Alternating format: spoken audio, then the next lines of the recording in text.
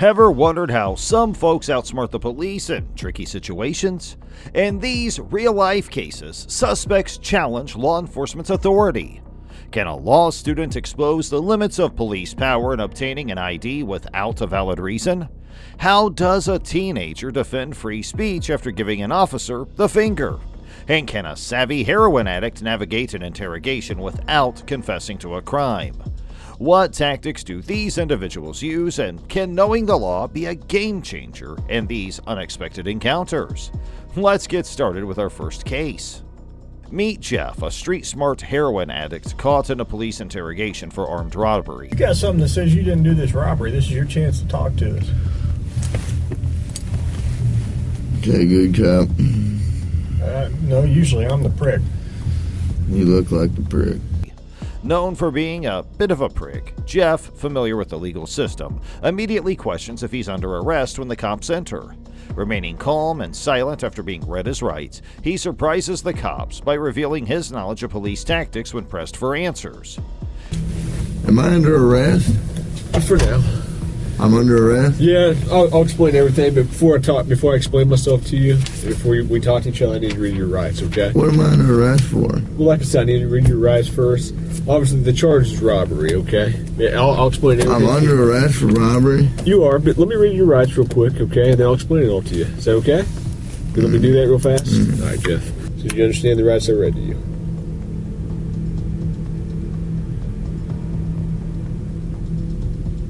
If you got something that says you didn't do this robbery, this is your chance to talk to us. Okay, good cop. No, usually I'm the prick. You look like the prick. Arrest for robbery questions the officer about his rights. The officer insists on reading the rights before any explanation. As the officer begins, Jeff, known for his prickly attitude, interjects humorously. The officer then gives Jeff an opportunity to speak up if he has anything to say in defense. The tension builds as Jeff contemplates his response in this unexpected turn of events. I need methadone. You need methadone? Yeah, you guys can give me that methadone? I don't have any. Do you have medication for it, or a prescription for it? Or? No. What do you need methadone for? Because I'm a junkie and you guys, I can't get no methadone. I'm going to go through withdrawal here in a minute. Look, here's the deal. Either you're in a bad set of circumstances, or you went and committed an armed robbery last night. Yeah, right? I'm in a wrong place at the wrong time, obviously. I didn't commit no armed robbery. All right, then let's talk about this. Let's I don't talk to the police, man. I think it's in your best interest to. How? I don't talk to the police. Here, okay. I've been through the system, buddy. I know how it works. I know you have. You're Jeff. not my friend. I'm not your friend. You're trying to get me. Or you're I'm not trying to get you. All you're trying to get is some stupid ass confession, and you're not going to get one. Jeff, I'm not going to get a confession out of you for nothing. Exactly, because I didn't do nothing. I'm not trying to get a confession out of you. Okay, I'm going to tell you, I didn't commit no armed robbery, and y'all ain't got no evidence saying I did. Let me go. All you did is find me sitting in my buddy's house because my buddy's dog's going ape. I go outside. There are cops everywhere, and they spotlight me. They say, "Come here." I say, "What's up?" They search me. They ain't find nothing. The cop keeps on reading Jeff his rights again, but after Jeff thanks the cop for a coke the officer brought him, he reiterates that he did nothing wrong. Jeff insists there's no evidence against him, highlighting that, having been arrested for the same crime before, he knows that if they had proof, they wouldn't interrogate him as much. Jeff demands to have a lawyer, but his requests aren't heard. According to U.S. law, if a suspect asks for a lawyer, they must be provided one. So I'm going to read it to you again. Thanks for the coke. You're welcome. Before we ask any questions, you must understand what your rights are. If you cannot afford a lawyer and want one, a lawyer will be provided for you. Tell me what happened last night. Plain and simple. Your side of the story. I'm not talking to you. I'm a lawyer. All right. This is what I don't understand. I know, but this is what I don't understand, Jeff. You were sitting there talking just like you were ready to sit here and tell me what happened last night, and then all of a sudden I read that to you, and you screw it, I ain't talking to you. I want a lawyer. I don't understand that. What changed just in the... Because I already told you what happened. But I will tell you right now, you're still on a hold for a robbery. I know. I don't know why. I need a lawyer because obviously I didn't do nothing. And obviously you guys know I didn't do nothing because I've been arrested for the same before, and you guys don't interview me this much. So, wham bam, thank you for the coke. Put me back in the set. In a tense interrogation, Jeff, the self-proclaimed junkie, requests methadone, expressing reluctance to talk to the police. He claims to be in a bad place at a bad time, insisting all the police want is a confession. Jeff appears agitated, emphasizing he was at a friend's house, surrounded and arrested with no evidence against him. Despite the officer reading his rights multiple times, Jeff refuses to confess, asserting his innocence. He demands a lawyer, citing his experience with the legal system. The officer presses for Jeff's side of the story, but Jeff insists on legal representation, claiming he knows his rights. The standoff continues with Jeff maintaining his innocence and refusing to speak without a lawyer. I have enough evidence Like what? of the armed robbery, okay? But, you know, if you're saying you didn't do it, you need to give me your side of the story. I didn't do it. Okay, well, give me your side of the story. You got, convince me. Because I got a lot of evidence. I got a lot of physical evidence. Well, like what? Name the physical. Well, I don't need to, why should I tell you that? I mean, you haven't been helpful to me at all. You don't, because I don't believe that you got any evidence. There's only a couple pieces of evidence I'm missing. Name them. What's that? Name them. Well, why do I need to do that? You haven't helped me out at all. You give me a little bit, I give you a little bit. We go back and forth. I give you one of my pieces of evidence, now give me a little something. No, anything I say here can and will be used against me. Sure, but anything you say here, I can also tell your parole officer that you helped me out. That doesn't mean... 5 hours later, Jeff found himself back in the interrogation room, the metallic click of the handcuffs releasing, echoing through the cold, dimly lit space. Another coke sat in front of him, a small comfort in the face of mounting tension. Unbeknownst to the detective, Jeff's fidgety demeanor wasn't just nerves. Withdrawal symptoms were beginning to take hold, promising to worsen with each passing moment. The detective, changing tactics, insisted they had enough evidence to arrest Jeff for an armed robbery. Unfazed, Jeff challenged him to name a single piece of proof. The detective, predictably, came up empty-handed. Jeff, savvy enough to know his rights, clammed up, determined not to incriminate himself. No, you don't want to go back to jail, right? Back to prison. Well, it looks like I am if and you're going to charge me with some bogus You guys don't, I mean, what do you got, really? That I was at a buddy's house, and I happened to come outside because you guys were swarming the area, and they... Which door did you come out of? I came out of the front door. You know what? I'm not saying myself, man. The detective, feeling the pressure of time, attempted to elicit a confession by playing on Jeff's fear of returning to jail. Jeff, angered by the baseless accusations, momentarily slipped, revealing he had exited his friend's house through the front door when the cops arrived. Quickly regaining his composure, he refused to divulge any more information, demanding his freedom. As the clock ticked away, the detective, realizing he was running out of options, pressed harder for a confession. Jeff, viewing it as a small victory, asked to finish his coke and requested the promised Butterfinger. In a surprising turn, 12 hours later, Jeff was released, declaring his visit was solely for a coke. The detective, frustrated, was left with no additional information. Jeff, triumphant, left with the satisfaction of a small victory. Now for case 2. We got a report that you were seen walking into your dorm with alcohol. So Okay. Is there alcohol in there? I don't answer questions. You have an ID with you? I do. Okay, can I see it? You suspect me of a crime? I do. Okay, what crime and how can you articulate it? Minor in possession of alcohol. We got a report that you were walked in. So it's like here that they said thing? Okay. It's yeah, right? It's like they said that he has. And that's how you're going to articulate. On September 14th, 2023, a New Mexico officer responded to a call about an underage student having alcohol in a dorm. It seemed routine, but when the officer approached Joel Martinez, a law student, things got interesting. Joel, aware of his rights, refused to show his ID right away. The officer claimed suspicion of minor alcohol possession based on a report. Joel, unyielding, questioned the articulation of the crime. The exchange continued, highlighting Joel's savvy navigation of the situation. Still need to ID you, No. and then we need to go from there. You have to suspect me of a crime. I do. You realize that cops in New Mexico don't have qualified immunity, right? I do that. I do. Okay, so from here on, let's just be careful with what you're about to do right now. Okay. You're saying that you want my ID, but right now you or yourself can articulate a crime that I've committed. So I already explained to you why I'm here. Why I okay, need I your know, ID. I know what you're here, but okay, is my ID gonna tell you if there's alcohol in that room? No, but I still need to identify you. My name is Joel. Joel what? Joel.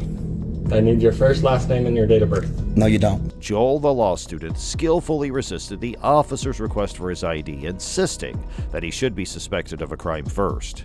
He confidently pointed out that New Mexico police lack qualified immunity and warned the officer about Fourth Amendment rights. As Joel asked for the supervisor, tensions rose. Despite the officer's push for identification, Joel stood his ground, emphasizing the need for a suspected crime. I need you to tell me if you don't give me your ID right now, I'm gonna arrest you. Why would I say that to you? Because I need that ultimatum, because right now you're asking. Yes. And I have the right to say no, because you're asking. It's not a lawful order. Okay. I need you to make it a lawful order. You're being detained for suspicion of minor in possession of alcohol. Mm-hmm. We need to see your ID. Okay, and if not? And if not, you could be considered concealing identity. So here's the deal. By saying could, what we're trying to do is we're trying to be cooperative with you and have you be cooperative with us and help us clear this matter up. Okay, I gave him my name, Joel. What's your last name? You don't need my last name and you do not need my date of birth unless you want to run my name through your system. Are you trying to run my name through the system? You have warrants for your arrest? I don't answer questions. I don't answer questions. I'm asking questions. I don't. It's my Fifth Amendment. Is it or is it not? When the sergeant arrived, Joel, the law student, made it clear to the officers that they were asking for his ID, not demanding it, citing New Mexico state laws. He argued that revealing his identity was unnecessary unless they intended to run his name in the system. Despite Joel being legally correct, his stance started to frustrate the officers.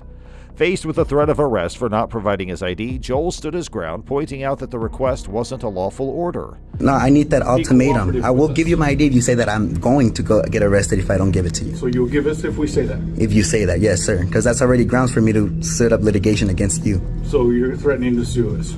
I ain't threatening nothing, brother. That's what you just said. It's not a threat. It gives you grounds. It's not a threat. It gives me grounds. Does it or does it not? As unbelievable as it may seem, the cop starts to Google New Mexico laws in an attempt to show Joel, but once again he finds out that he is in the wrong, making him look like a total fool for not just not knowing the law, but still being wrong after resorting to an internet browser. Finally, they demand him to show his ID or he will be arrested. As weird as it sounds, this is the situation that Joel wanted, as it puts him in the best position possible should he need to take legal action against the cops. Are you Googling the laws right now? Because that's really what you should be doing right now. All right, You okay with that? Yeah, continue reading. Are you sure you're okay with that? Yeah. Okay, so here's why we need your name and date of birth. I'm going to read you the law because you are a law student, okay? Sean, can you According to New Mexico, it's all being recorded. Yeah, I know, but My those body are hard to camera's get. running. So I'm gonna use my own. So concealing identity consists of concealing one's true name or identity or disguising oneself with the intent to obstruct the due execution of the law. Am I obstructing? Or, yes, technically you are, with the intent to intimidate, hinder, or interrupt any public officer. Okay, so your investigation is investigating that I'm in possession of alcohol, right? That's exactly Okay, what and we if I don't said. if I give you my ID, is that gonna tell you if I do or do not have alcohol in that room? If or is it you- just a way if you pathway deny- to find me with something? No. The ID is so that we can identify who we are talking to. If you wish to deny us access to that room, that is totally within your rights. I know. But you refusing to identify yourself I to know. us by name and date of birth, Yeah. full name, Mm-hmm. date of birth, that is concealing identity. Okay, so just tell me So, that if I don't give you can- the ID, you're gonna arrest me. Just Okay. say it. Show us your ID. We need to see your ID. Or- Or you will be arrested. Thank you. Y'all got that right? Yeah. Yeah, you got that. Pigs, fool, for real. In an almost unbelievable turn of events, the cop resorts to Googling New Mexico laws in an attempt to challenge Joel, but ends up making himself look like a fool, not just for not knowing the law, but also for being wrong. As the officer finally demands Joel's ID under the threat of arrest, Joel seizes the situation to his advantage, wanting it for potential legal action against the cops. Joel questions the cops' Google search, emphasizing the importance of verifying the law. Despite the officer's attempts to press for Joel's identification, Joel skillfully invokes New Mexico laws on concealing identity. The tension builds as Joel maintains his rights, leading the officers to eventually leave. In the background, Joel and his roommates celebrate the victory, standing firm against the police. If there is any beer in Joel's room, it seems he's earned the right to enjoy it. Get over here. What? Get over here. I'm not doing anything illegal. Yeah, you are. You just cursed me off. That's not a crime. Yes, it is. Says who? Says me. Says who? Turn around. Come on. Bro, that is not a crime. Yes, it is. No, it's not. In a roadside encounter on May 28, 2022, a New Jersey cop pulled over to confront a young man who flipped him the bird. The officer, thinking this was reason enough to detain the individual, soon found himself in a situation where he would learn just how wrong he was. Why you giving me the finger? What? What's your problem? What? Why you giving me the finger? I'm walking away. Huh? Am I free to go? Why you giving me the finger? Am I free to go? No. Come For here. what reason? Why you giving me the finger? What's your problem? Am I free to go? No. What, do you have a mean? problem? No. Do you have a problem? No. You don't have a problem, then I can leave. Why you giving me the finger when you're walking? Huh? Come here. Have a good one. Whatever. What? You heard me. Come here. I'm afraid of you. Come here. A tense encounter unfolded as a police officer confronted a teenager who had allegedly directed the middle finger at him, prompting a heated exchange. Despite legal precedent protecting such gestures as free speech, the officer insisted on making an arrest. The situation escalated as the teen protested, fearing for his safety. The officer's actions raised questions about the limits of free speech and confrontations with law enforcement. He's such a pig, though. So what does that make you? Not a pig. Dude, this is illegal. You'll legally have to prove that I was a nuisance When to you're the public. standing- How will you do that? How will you do that? I just want to Camera systems. Okay, so when he goes by in the car, okay, and he sees you doing what you're doing, And what was that's I all gonna doing? be there. And what part of that caused a disturbance? That's what I'm trying to legally understand. I don't understand. Is that a body camera? The officers persist, demanding the teen's ID and claiming he caused a disturbance. Unfazed, the teen notices their body cameras, realizing he has proof of the encounter.